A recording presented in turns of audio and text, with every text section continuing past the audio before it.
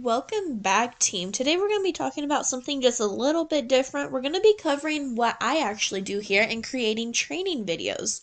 We'll be talking about why do we create them, how do we do it, and what other resources are available for you guys to view out there so that you have all the knowledge you can whenever you get to creating these videos.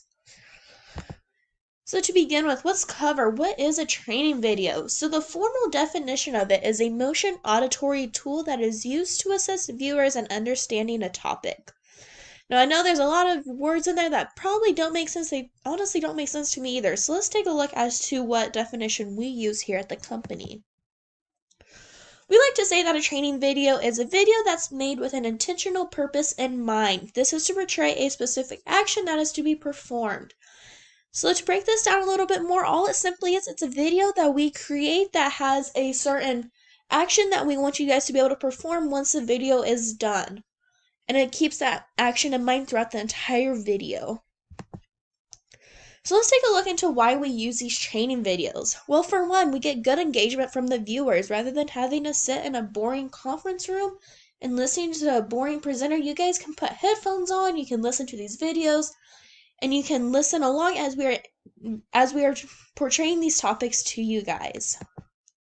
It's also very low cost to our company. Rather than having to use money to take time out to pay employees to be there and pay presenters to present the information, having to pay for a building to use it or a room to use it, we can simply log onto our computers, we can make a little presentation or a document, and we can record ourselves presenting this information to you guys. It's virtually little to no cost at all.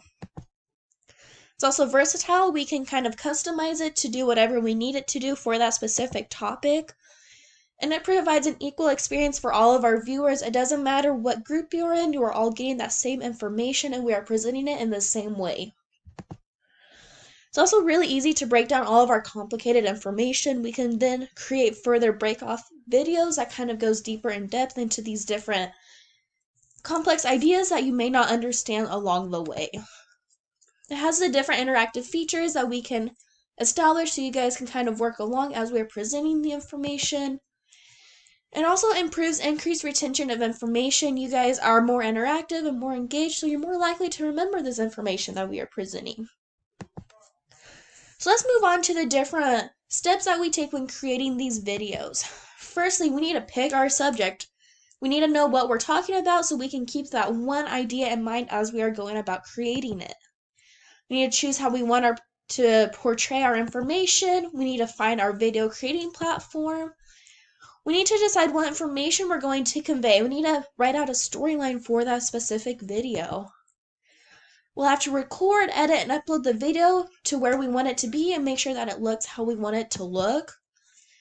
And lastly, we need to prepare a way that we can ensure that you guys, as the viewers, are understanding this material that we are putting out there for you guys. So step one, picking the subject. What is the video about? We need to identify what the overall topic is and what the viewers will gain from that video. We also need to figure out what goals we have for the audience. What will you guys be able to understand or perform after using that video?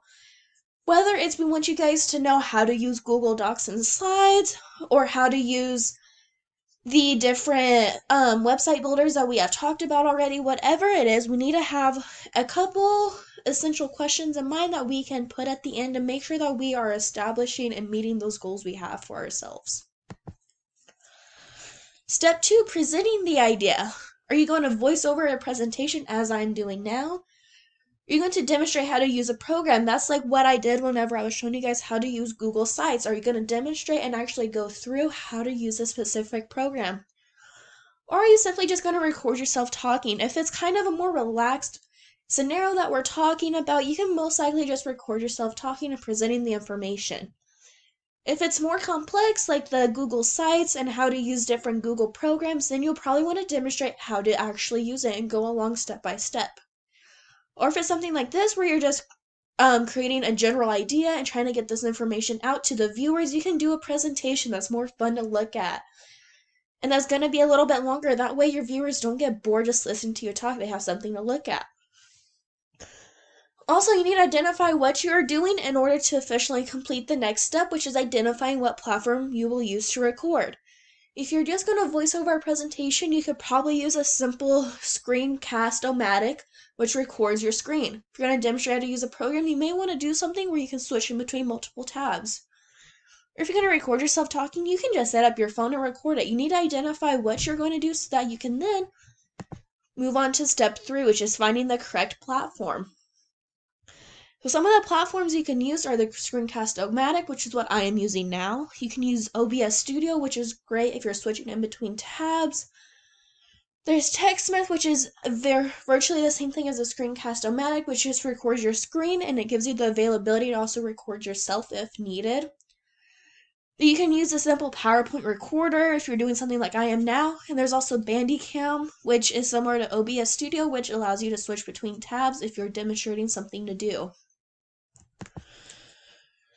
Step 4, this is kind of getting more into depth of what the actual video is going to be about. You need to figure out what information you are going to include.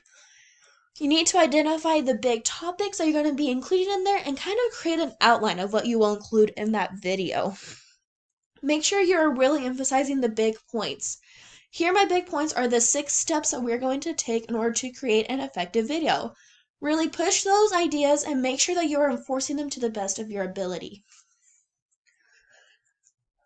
Also decide if you're going to just skim over a broad array of information or if you're simply going to go into detail on several smaller concepts. Today what we're doing is just skimming over a broad array of information, just kind of giving it out to you guys to make sure you have the information available to use. But if we were going to go into detail on how to actually record a video and using a specific recording platform, then we would probably want to use a several smaller concepts type of video where we are going into detail, we're demonstrating how to use something, and it's more hands-on and engaging. Also, make sure you're practicing your presentation. I really hope you guys already know this, but you want to make sure that you keep your time to a minimum.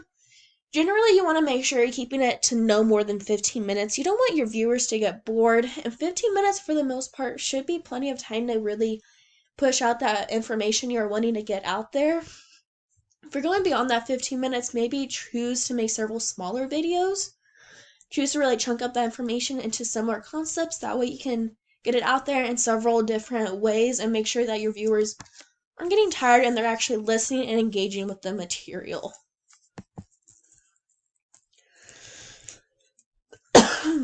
So the 5th step, recording, editing, and uploading. To begin recording, you want to establish what video format you are doing. We did that in the 2 steps prior. Make sure you have that in mind. You want to make sure you have your presentation of your material ready to go, and you can start your recording platform. Make sure you already have everything good to go. Make sure your mic is working, your camera's working, and everything. That way you don't start your video and realize, oh shoot, I have to go back and restart that. Just make sure you are eliminating those extra steps so you don't have to take them and you're really minimizing the time it takes. Also, don't be afraid to take several takes to get a good video. If you're starting one and you're halfway through and you realize, I don't really like how I'm talking about this, don't be afraid to go back and delete it. Go ahead and restart. Our main goal here is to make sure that viewers are getting that information. You don't want to put out a video that's subpar and doesn't really give enough details into what's going on that viewers are confused. Don't be afraid to restart, go back, and reevaluate your plan from step 1. But if your video did go as planned and you are liking how it's going, go ahead and save and edit the video as you need to. Watch it all the way through to make sure that you are making sense in it and that the audio and visuals are clear to the viewers. Put yourself in their shoes and ask yourself, would I want to watch this? Is this worthy of watching? If you don't like it, go ahead and redo it again. It's okay. And after you've decided that you like how it is and you've saved it, go ahead and upload it to whatever platform you're using. Most of the time, it will be to our YouTube and to our shared documents folder. We use these a lot just to get out the training videos. It's easy access. But you may also be creating videos that aren't necessarily training videos and that are more just informational. If you are doing that, you'll probably upload it to our website. Or you can email it out to others if you want to make sure that it's good before putting it out there for others to view. Now, the 6th and final step isn't necessarily required, but it is very effective to use. is ensuring retention. So this is preparing different ways to make sure that the audience has actually understood the material you have presented. This could include a quiz, a simple practice run of activities, a review sheet, a work along with you, any way that really gathers what you have talked about and actually applies it to the topic that it is about. Like I said, it's not required, but it's very beneficial and it's often used, especially for demonstrating videos. For this one, I probably wouldn't use that ensure retention because there's not really any way to make sure you guys are ensuring it besides a quiz, and I don't really feel like making you guys take a quiz. It's not fun, and that's not really what we're about here. But if it was, we could do that. For the Google Sites, I would have had you guys do a practice run of just creating your own website and kind of briefly going over those topics. There's different ways you can get creative with it. Don't make it boring. Make sure all of your viewers are having fun with it and really gauge whether they are retaining the information you have presented. So here are some extra resources you can use. These two top ones are actually where I got the information from today. And then there's also an example training videos blog that goes through some excellent training videos that are out there. And then there's 3 additional videos down here. And they kind of just go through the different material we have talked about today. So as always, I'll have this uploaded as a PDF where you guys can work through it and click on these links. If you guys have any additional information that you want to know or any questions, please feel free to look through these or contact me. Like always, I'm always available.